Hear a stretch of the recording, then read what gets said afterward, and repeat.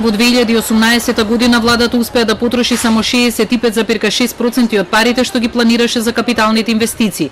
Конечните податоци покажуваат дека од ланскиот буџет за проекти од инфраструктурата како патишта, железница, водоводи, канализации, брани, системи за наводнување и училишта биле потрошени 197 милиони евра, што е најниска сума во последните 10 години, односно дека 2018 е најлошата година за капиталните инвестиции. Првичните планови на владата беа дека ќе потроши речиси 400 милиони евра, но токму фактот што не можеше да се реализира ниту една третина од проектите беше причина владата да го вклучи алармот и да направи ребаланс со што сумата ја скрати на 300 милиони евра.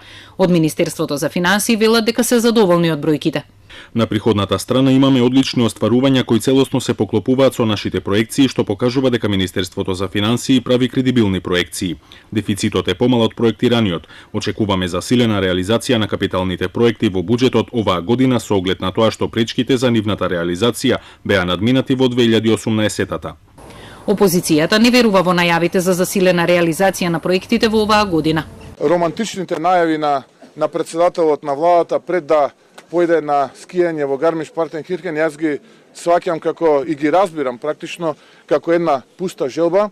Јас би сакал навистина тоа да се случи, но она што го слушнав тогаш, а кој што се план и дел од плановите на оваа влада за инвестиции во 2019 година ми дава за право да констатирам дека тоа ќе биде уште една обична шарена лага. За разлика од трошењата инвестициите во буџетот во 2018 влегле 3 милиарди евра приходи, а најмногу пари се собрани од персоналниот данок на доход и данокот на добивка.